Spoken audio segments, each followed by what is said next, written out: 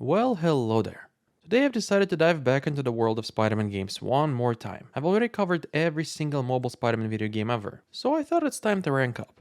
Now, the way I do this was not clear to me at first. I thought of maybe covering every PlayStation 1 game first, then move on to Xbox or PlayStation 2, or I could go based on year release date. And in the end, I decided to be a little more creative. I'll go per actor, and then move on to other adaptations before and after. And I wanted to start with a fan favorite, at least for my generation, and that is Tobey Maguire. See you, chump. Get religion. Today we're covering every video game based on the famous Sam Raimi's trilogy. And if you thought there are only 3 games, I'm gonna prove you wrong today, alright? If you enjoy this type of content, I'd really appreciate your like and subscription. And without any more delay, let's start. The original Spider-Man was a giant banger back in the day that everyone loved. And I personally chased any opportunity to be my favorite childhood hero in a video game at the time.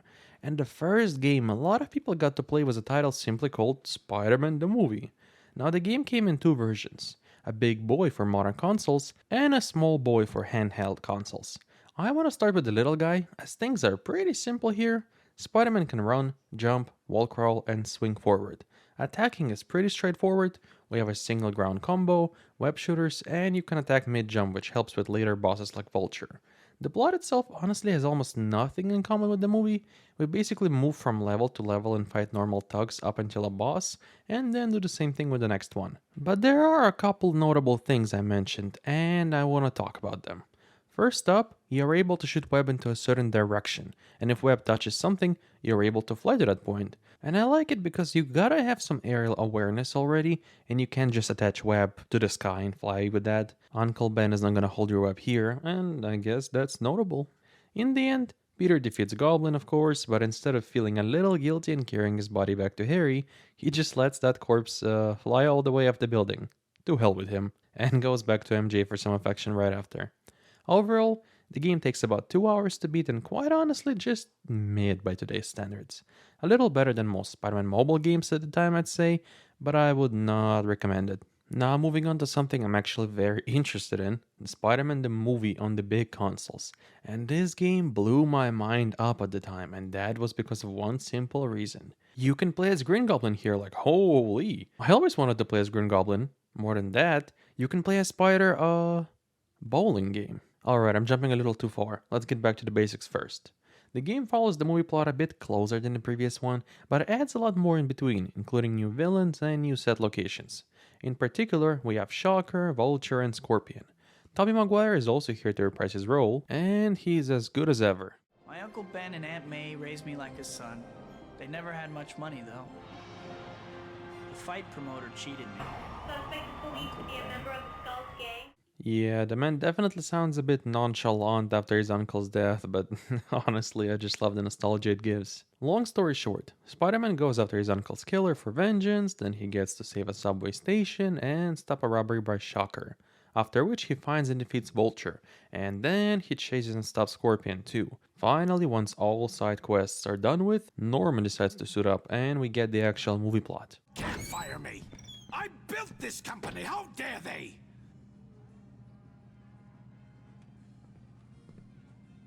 I'll teach them a lesson they won't forget.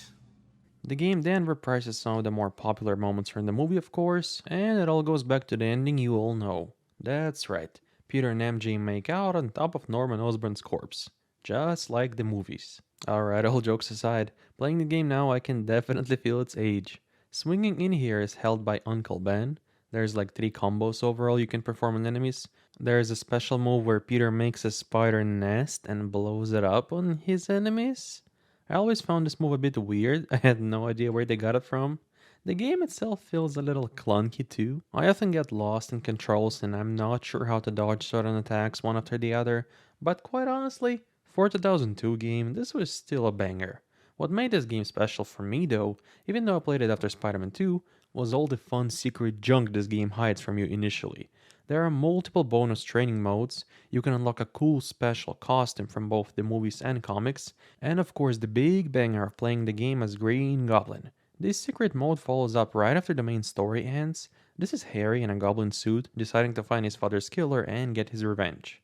And he's voiced appropriately too. Look out, Skulls. There's a new Green Goblin in town. Looks like the freak.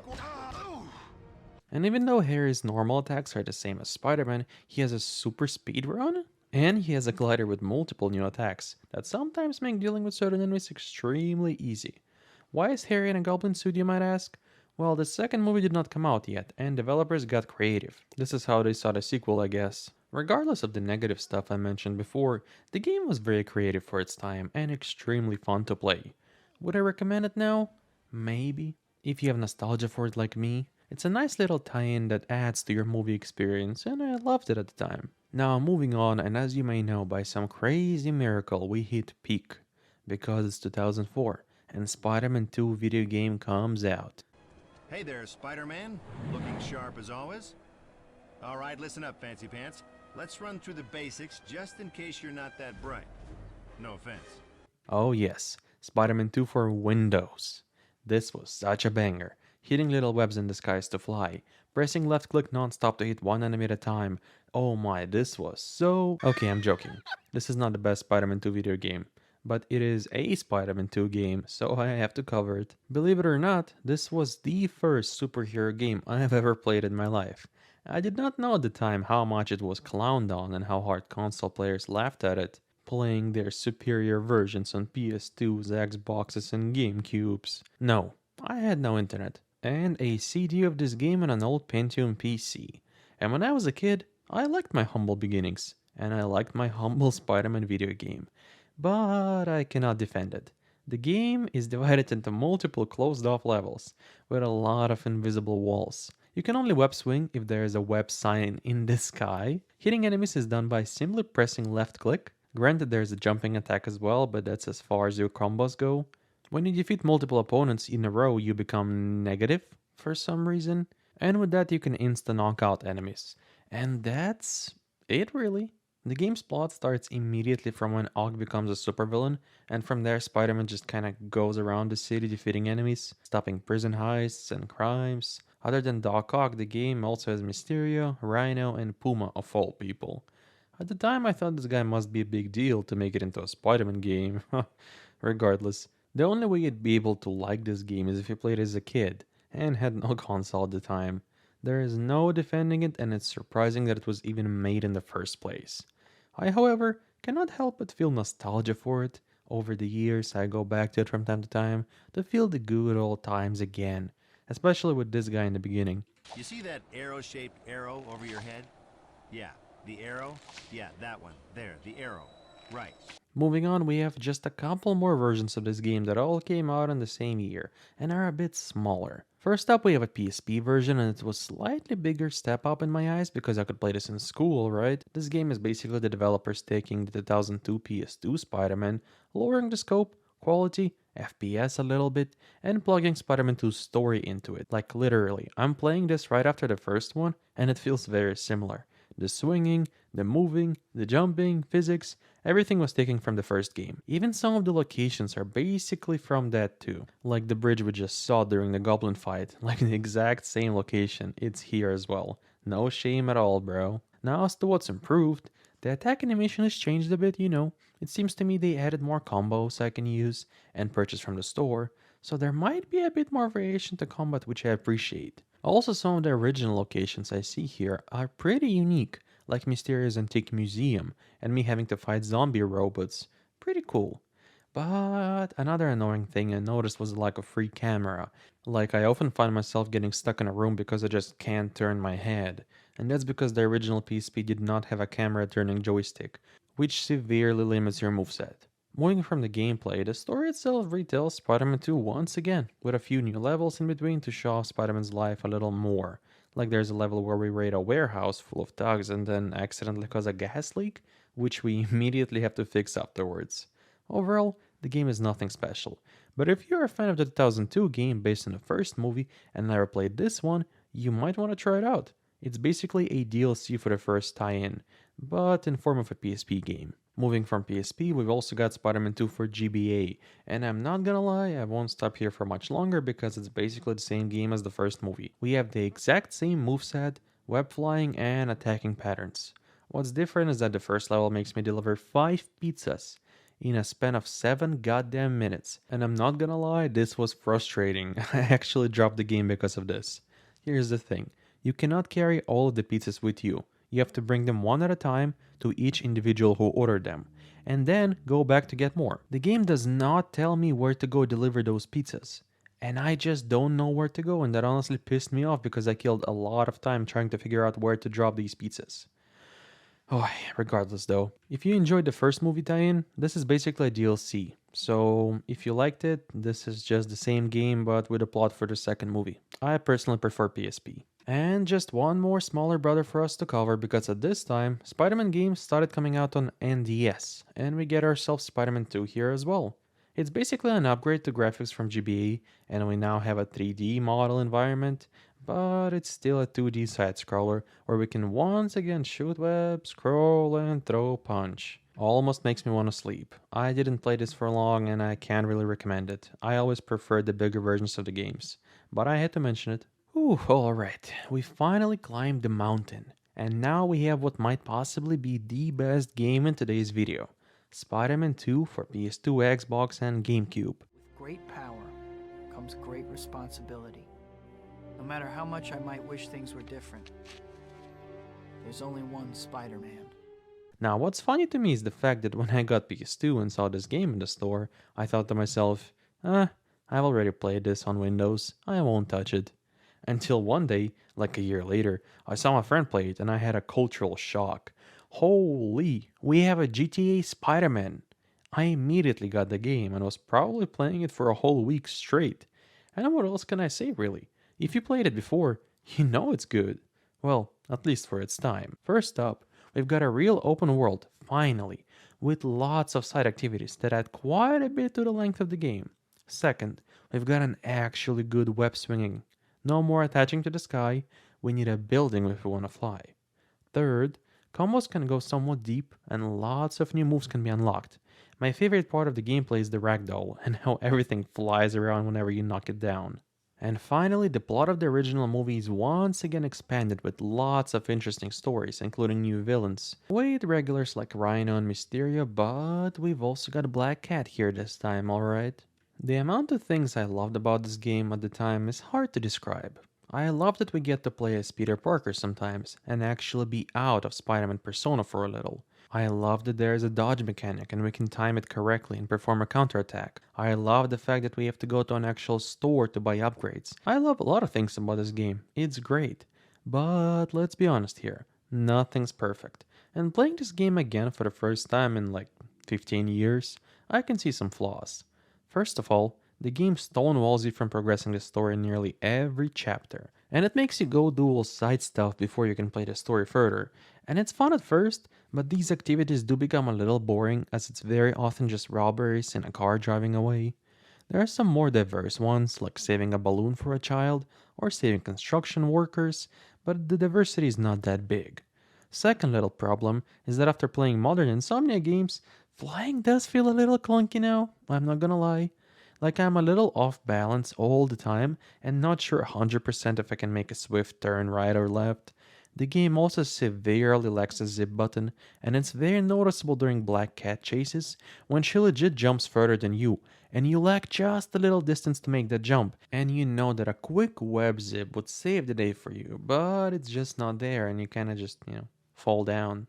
Other than that, I mean, the game is still peak for its time, and it's a game I can still recommend. I bet there are a few mods online that improve the gameplay and make it perfect, but I went the vanilla way. Regardless though, this was the Spider-Man game for quite a few years, that's for sure. And just to cover my tracks before we move on, Spider-Man 2 also had a release on Engage, which was apparently a Nokia gaming platform.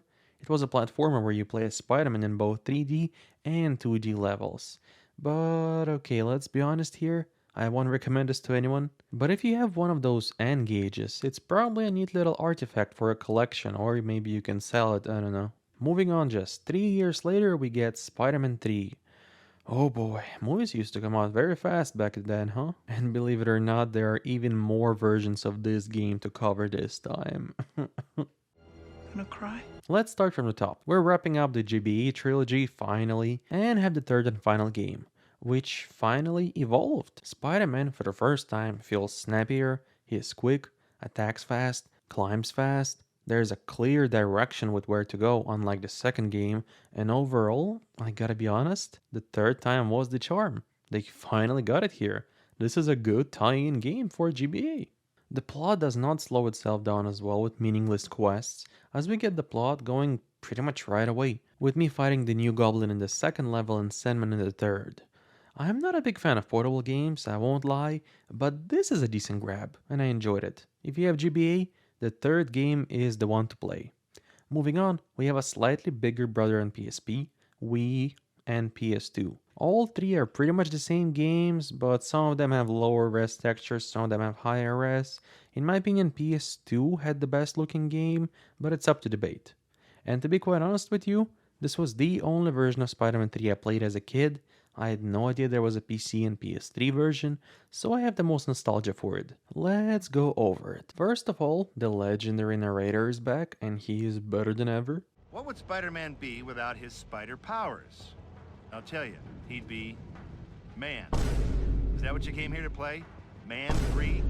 I don't think so. Now go ahead and crawl up this wall, you know. Second, I think this game is considered a lot worse than the second one, and I tried to understand why, having played both of them on the same week, and to be quite honest with you, Spider-Man 3 is not that bad.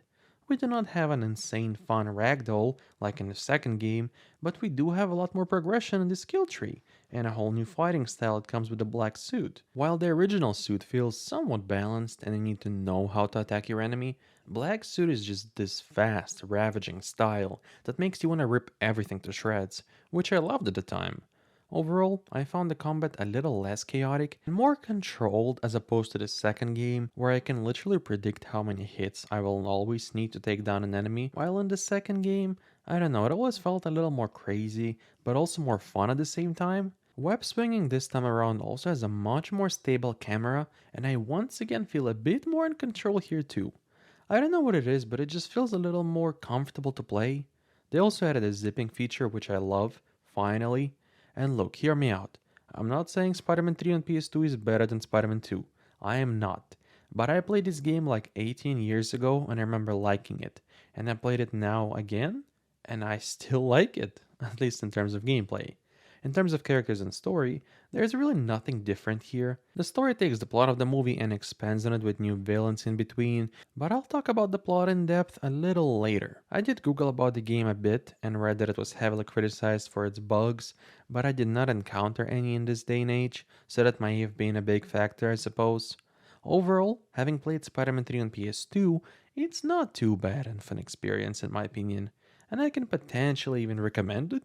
It is for a fact at least the best Spider-Man game on PSP, since both versions are close to being identical other than the graphics. So if you want an actual open world Spider-Man game on PSP, this is the version for you.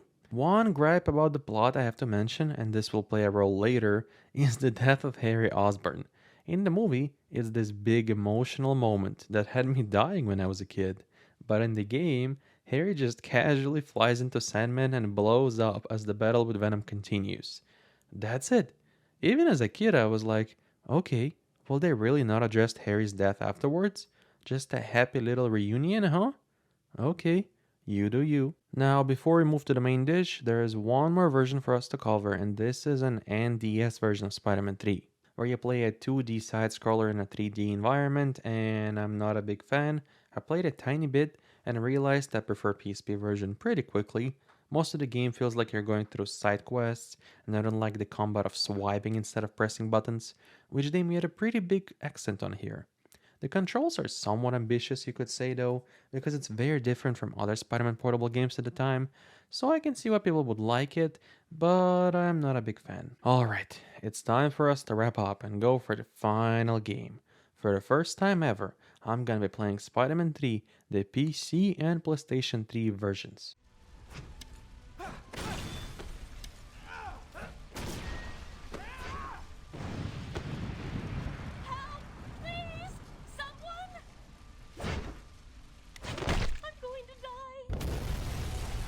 Straight off the bat, I can see that the game has pretty much the same cutscenes, just in the in-game engine. Combat in here feels a lot more Spider-Man 2 on PS2, with fighting physics feeling somewhat similar, while having a slightly less egregious ragdoll. We have more combos than Spider-Man 2 that can be pulled off right away, and the dodge is now automatic, so we don't really need to time our presses as much, which I don't like. My biggest problem with the game is that the jankiness and shakiness remained, while the oomph feeling from punches is just kinda gone. So while they tried to replicate the feeling, it does not feel as satisfying as Spider-Man 2, but I can see that they tried. Certainly better than the PS2 version when it comes to combat. When it comes to graphics though, the game is kinda ugly. It's a lot harder to tell during the nighttime, but during the day, it's just extremely bright in bright places and too dark in shadowy places. It's legit a little painful to look at Peter when the sun shines at him, and you might not be able to tell on the recording, but it's not great. Overall, the game feels a little rushed. I feel like they could use at least another year to polish it, but because, the movie was coming out, they really had to hurry up, and sadly, this is not it. Now, one more thing to add to the gameplay is the crazy quick time events they added to this game. Like, there's a lot, and pretty much every boss has one. I give them props for some hilarious failing animations, though.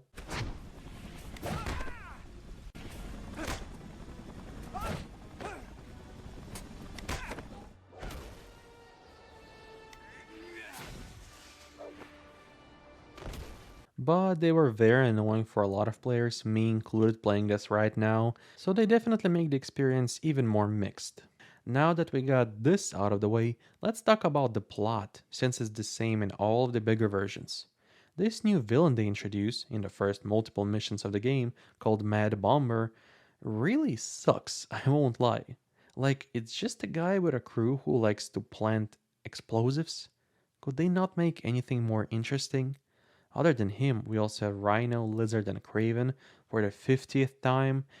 Oh god, I'm so tired of fighting these guys. It feels like they're in nearly every Spider-Man game and I'm sick of them.